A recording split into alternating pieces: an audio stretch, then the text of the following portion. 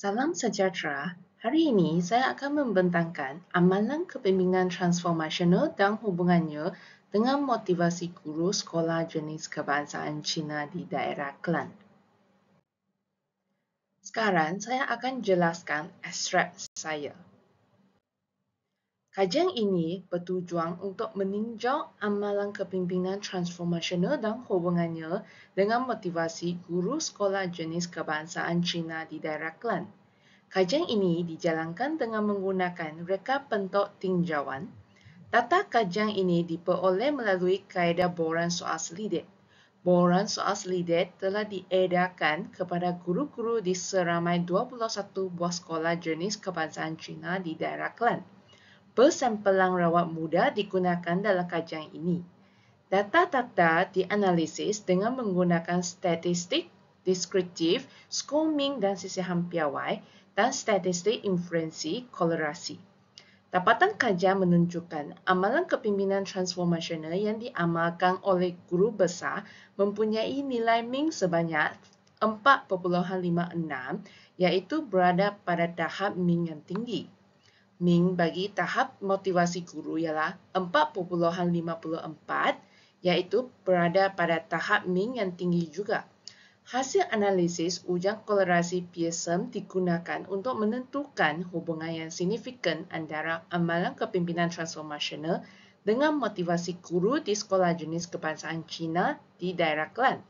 Hasil dapatan kajian menunjukkan terdapat hubungan yang signifikan antara amalan kepimpinan transformasional dan motivasi guru.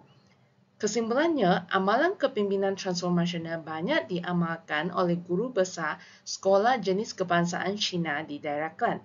Implikasinya, amalan kepimpinan transformasional guru besar mampu meningkatkan motivasi guru supaya dapat meningkatkan kualiti kerja guru di sekolah.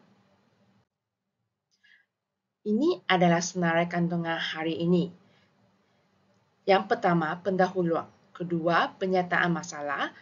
Ketiga, objektif kajian. Keempat, kajian literatur. Kelima, metodologi kajian. Keenam, dapatan kajian. Ketujuh, perbincangan. Kelapan, implikasi. Kesembilan, cadangan kajian lanjutan. Yang kesepuluh, kesimpulan. Pertamanya, pengenalan. Pendidikan merupakan satu proses yang melibatkan ilmu pengetahuan dan pembelajaran di sekolah atau institusi.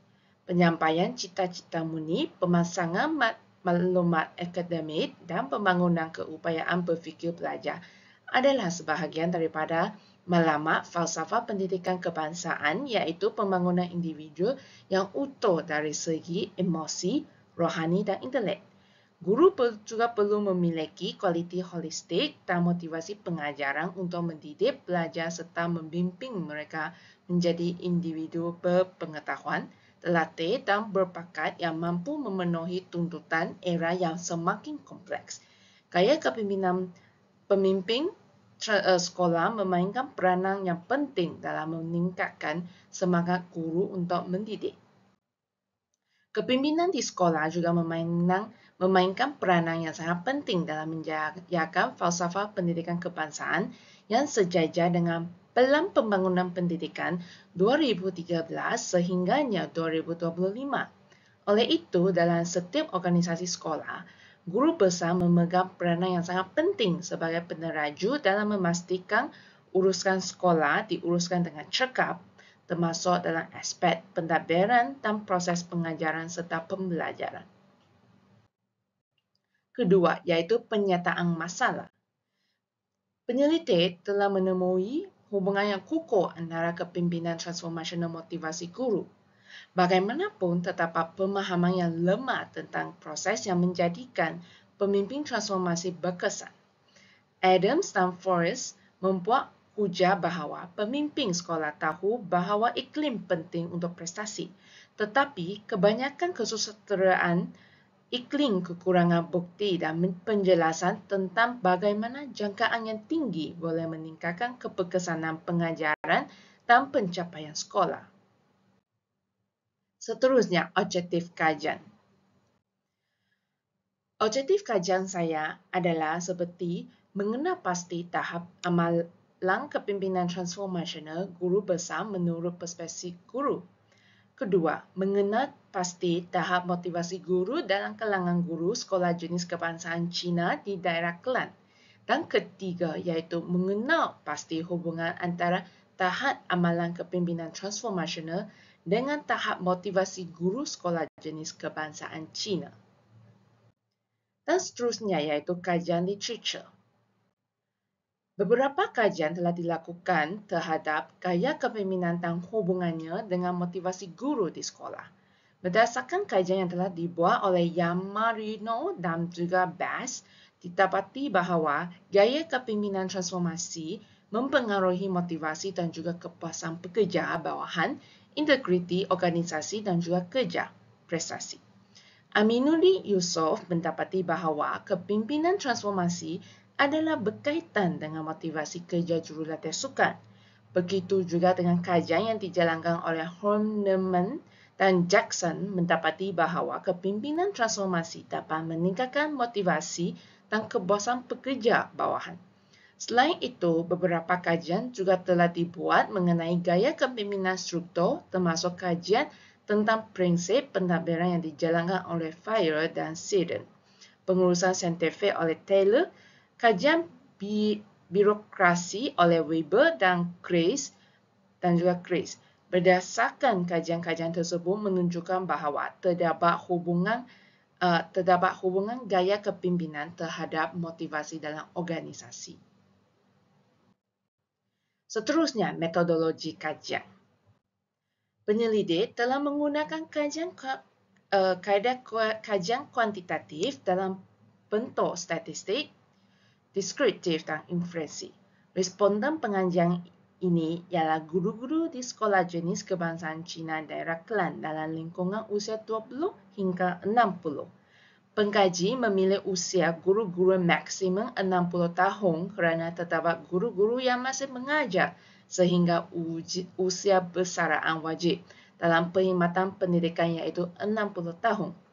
Jumlah keseluruhan populasi guru-guru sekolah jenis kebangsaan Cina di 21 buah sekolah di daerah Kelang ialah seramai 1,189 orang. Seterusnya, iaitu tentang dapatan kajian saya. Pengkaji menggunakan 20 item dalam soal selidik yang merupakan amalan kepimpinan transformasional yang diamalkan oleh guru besar. Amalan kepimpinan transformasional yang dikelompokkan dalam 4 dimensi iaitu karisma, motivasi inspirasi, merangsang intelek dan pertimbangan individu. Item-item telah dianalisis dan ditunjukkan pada jadual di atas. Dapatan analisis menunjukkan peratas skor-min bagi amalan kepimpinan transformasional ialah 4.56 iaitu pada tahap yang sangat tinggi. Analisis data menunjukkan semua item dikategorikan pada min yang tahap tinggi.